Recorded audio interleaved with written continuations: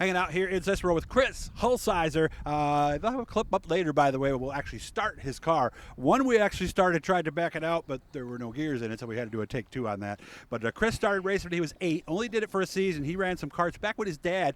Steve Hulsizer, of course, is his dad. He was running with gypsum. Somehow Dad didn't like that so much, so he took some time off, got back in at age 16. He is now 29. Ran Sportsman until last year, where he was a modified rookie, led 3 times at Brewerton, but did not get a win. How have we been, man? I've been decent. Long winter, but... Mm-hmm. And if you hear something in the background, that's his son, who's taking his own little ride around here. So we're hoping that he doesn't come barrel in and hit the race car. So hope not. Must be excited. I mean, this car behind us, you said this is pretty much brand new? Yeah, majority of this car is brand new. There's a few parts we took off one of our older cars and built this one with it, but majority of it is all brand new and looking forward to getting in it. And it has not seen the track yet? No. Okay. Is it ready? I got a few things I got to button up on it, but it's pretty close. What would fall into that little button-up category? Give me 1 or 2 things. I got to finish scaling it, run through everything, double check every nut and bolt, make sure everything's good. One more time around for leaks. Yep. But I mean, besides that, it's pretty close. Okay. What's it like? Do you still feel that little thrill up your back when you hit that start button and feel that big block power underneath your foot? I mean, sometimes not really. I'm pretty comfortable in these cars. You know, I grew up around my dad's big blocks. Like, ooh, I still get a little bit excited. I mean, the other day Max fired his up and brought it outside, and I was like, all right, let's get this one started up. I want to hear this one.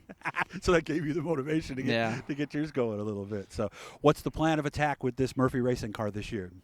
This is going to be our probably more than likely our primary big block car. We do have the orange one from last year still as a backup and to be used here and there when I want it. So we do have that one. We also have our 358 car too as well. It's tucked away in the trailer. And new on the car this year, we got the sprint car that we ran last year. That was a new one. So what's the plan?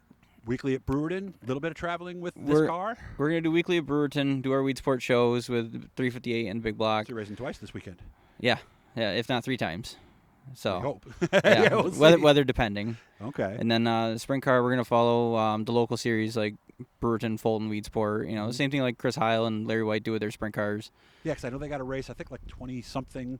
So we've got time to get that together? Yeah, I ran it last Friday. Oh, you did? We were supposed to go to Fulton, and they ended up raining out. So I called Bartlett's up at Can-Am, and they allowed me to come up and turn some laps behind the 305 or the 602s so I can get some more seat time in it. So I went up there and ran that for the night just to get more settled into it. Yeah. How did it feel?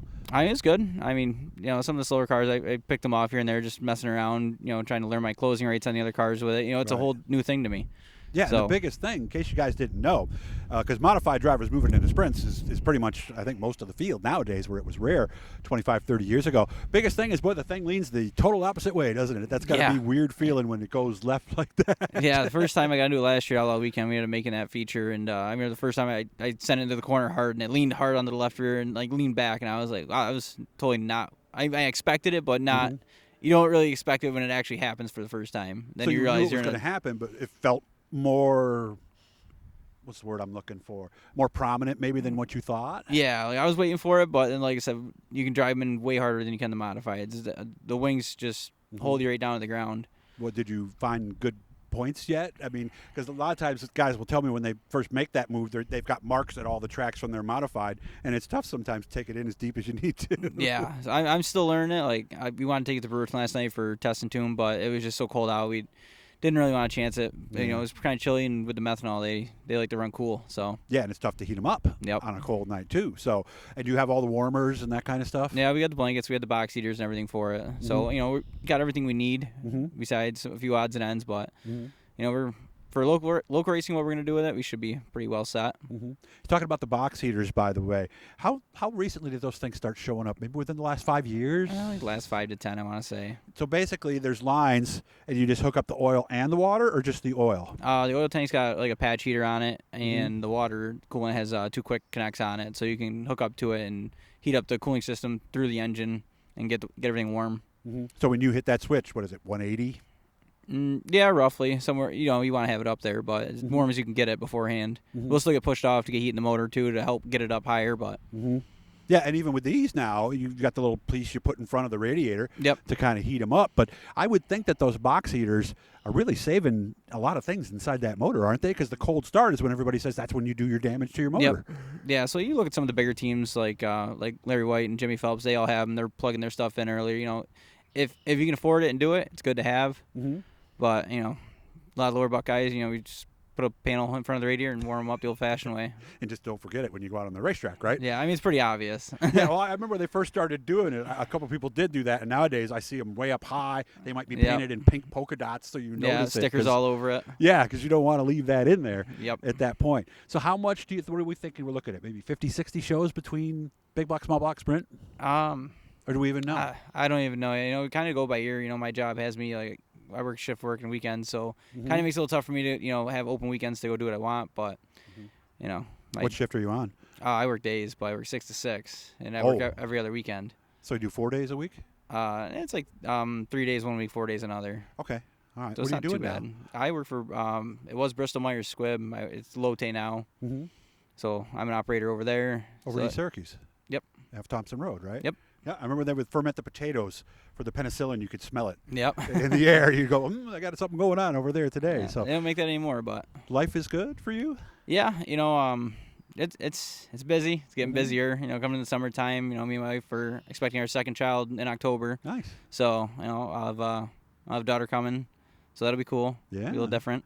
Yeah, a daughter. You Yeah, know, so. we were both getting nervous. I'm like, if we have a third one of me around, that's not good. That's gonna be true. bad. Yeah, but she's got 2 older brothers, right? So you No. got 2, right? I got one brother. One brother. Younger. No, I mean, no, your kids. Oh yeah. So I have just Wyatt, and he'll be 4 this summer, Mm-hmm. and then we'll have the newborn.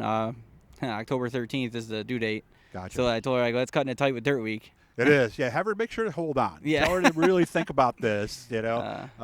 Don't take a lot of bumpy road car rides leading up to that. So, I mean, I remember when we had our first, I remember there was something going on, and I remember asking out my wife, you know, if you could really make it to this day, and she did. So, it's possible, Chris. You just tell her she's really got to concentrate. I told her it's either going to be 2 weeks earlier because I go, you got Outlaw Weekend in there too.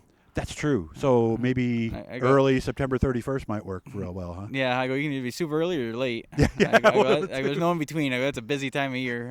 I go, Guys, make sure to subscribe. We're coming up on 4,000. We've been kind of stagnated at a certain number here, so I'm hoping maybe that we can get it soon. Are you subscribed?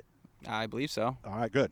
So make sure to do that, all you Chris Hulsizer fans. So, well, I'm excited for it. It's going to be quite the season. I can't wait to see you, and I also can't wait to see you in the sprint car for the first time. I mean, imagine you in a sprint car at Brewerton. It'll be May 23rd. It's actually my birthday. I get double duty with the big block and run the sprint car that same night. Sure, your dad's looking down on that going, did he ever try one? He never did. No, he never got to. It was one of the things he wanted to do, and right at the end, he goes, well, I always wanted to try a sprint car. Mm-hmm. We never got the chance to, and I'm fortunate enough that Brian and Harry do a ton for me with giving me all this equipment to use. And last year going to get the sprint car was just a thing on a whim. It was Monday of Outlaw Weekend, going into it, and he goes, I think I'm gonna go look at a sprint car. I go, Harry, if you go buy that, I'm gonna drive that this weekend. And he laughed, and a day later it's sitting in the driveway, and I said, well, there you go. Here we go. So Steve will be looking down that night going, all right. He'll be riding with you just for the thrill. Yeah. I'm glad things are going well. Guys, make sure to leave us a comment, put a like if you can. Good to see you. I'm happy things are going well for you, and good luck this weekend. Thank you, Doug.